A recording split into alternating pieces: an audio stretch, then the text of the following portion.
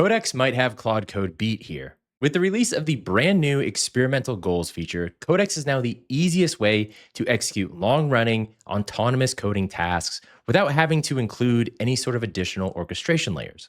Goals acts like a more sophisticated integrated Ralph loop. You give it some sort of objective and it will work for potentially hours upon hours to solve that problem without you needing to intervene at all. And today I'm going to show you how it works, how you can set it up, and we'll go through a real demo so you can see this thing in action. So today we'll be creating Rift Salvage, our 2D combat video game that uses completely original assets and that we build strictly through goals. The goals feature is one of the real differentiators with Codex right now, and it is hilariously simple to use. We're talking about a single slash command. So there's a ton of value to be had here. So whether you're using the Codex desktop app or the Codex CLI, you have to enable goals because it's an experimental feature. Now you can prompt Codex to do that, or you can do it yourself very quickly. Inside of the Codex app, I'm just going to go to settings, and then I am going to go to configuration. Right here where it says open config.toml, I'm going to click that. I'm going to open it up in VS Code. And down here, you need to add 2 lines if it's not already there. Features, and then goals equal true. That's it. Should take you like 2 seconds. If that's too complicated, you can also tell Codex, hey, can you enable goals for me? So features, goals equals true. That's it. Now to actually use goals inside of the desktop app and inside the CLI, you're just going to do /goal. Now, for whatever reason, I think it's because it's new and experimental. When you do /goal, you're not going to get any like notification that it's actually working. And you'll see once we give it a proper prompt that we will actually get a little badge that we know goal is working. So if you enable it, make sure you reset Claude Code after you do that just to make sure the changes hit.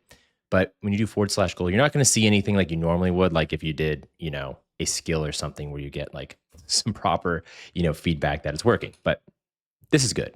But before we actually demo goal inside of the app, let me explain how it actually is working under the hood. But first, a quick word from today's sponsor, me. So as you know, inside of Chase AI Plus, I have the Claude Code Masterclass, but I also just released the Codex Masterclass. So you now have 2 tools that can help bring you from zero to AI dev. And this is the best place to learn how to do that because I assume you have no technical knowledge and we focus on real use cases. So if you want to get your hands on this, or if you want to listen to my free webinar that I'm running in a couple days, the link will be down in the pinned comment. Hope to see you there. So like I said in the intro, Codex Goals is basically a more sophisticated integrated Ralph loop. Now, what is a Ralph loop, you ask? Well, we'll do a quick review for those of you who don't remember. At its core, a Ralph loop, if we were using it in something like Claude Code, is simply one line of code. It's just a bash loop. It's exactly what you see right here. And the idea is I run this line of code, and what's going to happen is it's going to spin up Claude Code or spin up Codex or any AI system, and it's going to take a look at a prompt.md file. And this prompt is going to say, hey, here's what we're trying to do. Here's how I want to do it. By the way, here's the criteria that will consider it complete. So in this example, we want to lift coverage on authentication files, which basically means we need to create more tests, and we will stop when coverage is at 75%. So that's the end goal. And so the way it would work is you would start this loop, and then the loop takes a look at the prompt. It then injects that into the AI session. The session runs a single turn. It reads the prompt, and it also reads a state.md file.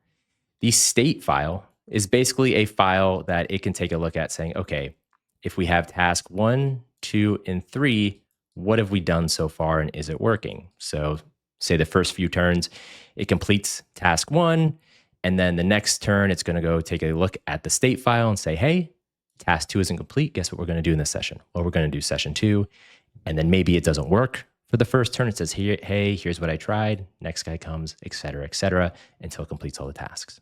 And so after that agent runs its turn, it updates the file, the turn ends, and the loop continues. So you get this sort of like continual loop where it's constantly checking a couple different files to see what have we done, what do we need to do, what is the end state. And eventually, once it reaches the completion criteria, it says, hey, we're done. All autonomous. That's the idea of Ralph loops. Now, if you want Ralph loops to do more things, it requires additional scaffolding. things to do with like billing. What do you do? Is there any sort of like smart token usage? Not necessarily. What happens if it shuts down, right? The agent crashes, you control C. How does it know it's actually done? Is there actually like a built-in third party that verifies everything's done? Not really, because at its core, again, it's just a single line of code. Now compare that to goals. Goals, big picture, works the same.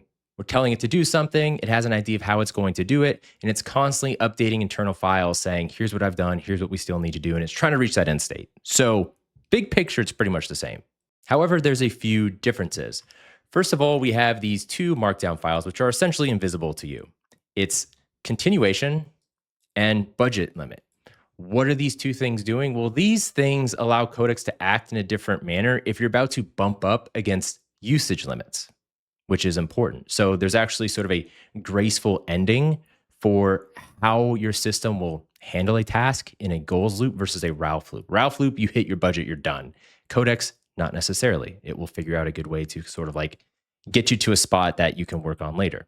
And the way that happens in reality is Codex runs its turn in its goals loop or Ralph loop, however you want to think about it. And when it reaches the end of turn, it really has 4 paths it can go down. 1, if it still has work to do and the budget is good, hey, we're just going to keep on trucking. 2, if we are near our token cap, what it's going to do is it's going to inject that budget limit.md file, and it's going to essentially wrap up the turn gracefully and give you final report for what's been done and what you need to do moving forward if you update your limit. If we have finished the project, it's going to make an update goal tool call. So it's going to head and change its status. It's going to make sure all the deliverables are audited. And if everything comes back thumbs up, hey, goal complete, we're done. Lastly, we have ways to pause the goal, edit the goal, deal with crashes. So in the event something goes wrong while we're doing our loop, well, it's not like a traditional Ralph loop where we're kind of just like boned. So a little more sophisticated than a Ralph loop, very similar to big picture, and we don't have to do any additional orchestrations. This whole thing should sound very familiar to you if you've ever worked with something like GSD. GSD, superpowers, all these tools are orchestration layers that sit on Claude code to essentially do what we're doing with a single slash command inside of Codex with goals. And because it's literally just a single slash command, it makes it super easy to execute. You don't need to watch a 40-minute demo on all the intricacies of GSD. You just kind of do /go and Codex goes forth and conquers. And so with that in mind, let's actually put it to the test. So first of all, we're going to put this guy in plan mode because we can go from plan mode to goals very easily. And we're going to have it create essentially a top-down arcade survival game for us. And we're going to have it create all of its own assets. The cool thing about Codex versus something like Claude Code, for example, is because it's an OpenAI product, we have access to image 2, the GPT images 2. So it's going to create all of its own assets for this game. I want a player drone sprite. I want 3 enemies. I want a boss creature, energy core, hazard mine, rift background, badges, 2 UI flavor assets. So I'm going to have it create quite a bit. Okay. So the prompt is relatively sophisticated because this can go on for a long, long time. Like I should have shown you the screenshot already of the guy who's like, I'm having it run for 50 straight hours. I mean, who knows if 50 straight hours is really the best way to do this. But the idea is we have a fuzzy idea. We go into plan mode. We get something very, very tight. And very importantly, with something like this is you need to be extremely specific about what the end result needs to be. Because if we don't have a very specific end result we are shooting for, a very quantifiable set of things it must hit in order for it to complete the loop, you're going to get an outcome that is kind of mediocre. It might be half-baked. So I highly suggest you go through plan mode and you take the time to actually flesh out the plan and not say like /goal, make me a SaaS product that makes $1 billion. And so here's the plan for our game. And when it comes to verification, this is what it's going to be looking at, right? This is what it's actually going to test before it says it's complete. Obviously, it needs to run npm run build and fix all the errors, start the dev server and provide the local URL, add and run an automated playwright verification script that opens the app, confirms everything loads, checks the canvas is non-blank, simulates keyboard movements, simulates collectible event, forces damage, confirms health changes, boss, win state, UIs, on and on and on and on. So this is what you really want to take a look at. You know, if you look at the verification and you say, hey, if all of that is completed, I will be happy, well, then you're good to move forward. Now, when it says implement the plan, you're going to want to go to no. I'll tell you what to do. You're going to do /goal, use goal to implement this plan. And we're going to submit. And so right up here, what do you see? You have this little badge that says goal. So now I know we're doing goal, and it says it right here as well. So like I told you before, when you do /goal, you're not going to get any commands, but it's working. I think it's just sort of a UI bug for it being an experimental feature. So it says it's still in plan mode, so we'll cancel that. Goal, use goal to implement this plan. So a little rough around the edges still, but let's see what it actually does for us. The idea is now I'm completely hands off. You know, it's going to execute its little Ralph loop, its little goal thing, and at the end, we're going to have a final product. So it's been working for about 12 minutes now, and you can see it's already in the process of creating all the different assets using the Image Gen 2 model, which is like pretty sweet. And again, the other nice thing is when you're using the desktop app versus just straight being in the raw terminal, like all of this is presented to you in line, which is nice. I personally have been very impressed with the Codex desktop app. Not to say I don't still love Claude Code. The thing is I use both of these tools interchangeably. You can kind of watch my last video for my whole bit on that, where I think the idea that we need to choose between these two tools is kind of stupid. Like, why are we not just using both, and often both of them in tandem? But with Claude Code, I'm very much pure terminal. But with Codex, I've really enjoyed the desktop app. And part of that might just be it's a nice change of pace sometimes too, versus always being in the terminal all the time. So far, I've really liked it. So after about 30 minutes, it said it was done, and actually it finished it up faster than I thought it would. So let's see how it did on the first pass. And because it did this so quickly, I'll probably ask it to do some stuff at the end. So it says it implemented Rift Salvage, local dev servers running here. It's a canvas game with keyboard touch control, spawning enemies, mines, scoring, shield power-ups, boss phase, win, lose, pause, and restart. 11 Image Gen bitmap assets with alpha cutouts, automated playwright verifier, and then shows us all the things it built, which is pretty cool. So let's see if it works and what we can add to kind of push it a little bit more. Oh, let's actually do it in the real browser. Okay, so I have a little loading screen, and contrast is a little low, kind of hard to see it. Might be kind of hard for you to see it, but I have my little spaceship. So that's a mine, I think. I'm supposed to like grab these things while it spawns enemies that chase me. So, you know, it works. It looks kind of cool. I think we could probably work on the graphics a little bit, but it is kind of neat that everything here was created like as unique images. I think what we could do is we could add, well, first of all, I want to see what the boss fight looks like. If we could kind of speed that up and also add some sort of like shooting system, either with like lasers or something cool like that. So let's actually do that. Let's have it do that before we sit here any longer. So I'm going to throw it in plan mode and see if we can make it work a little bit harder. Okay, so I think that was a pretty good first pass. Everything's working, but I'd like to make it a bit more complicated. Can we add some sort of like combat system? Whether that's like lasers shooting at, you know, different enemies and they shoot back at us. Could we also have the boss phase come a little bit quicker, or include some sort of button I can press to just have the boss phase start? Could we also change the contrast a little bit? Because right now everything kind of blends into the background. And if you have any other ideas to sort of just make this a little bit more complicated and push you to your limits, let me see those ideas.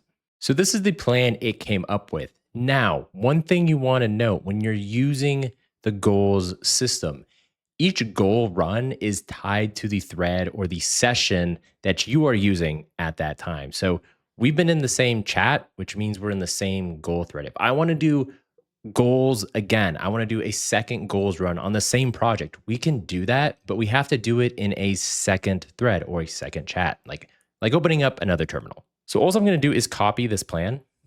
I'm going to open up another chat, and we're going to do /goal,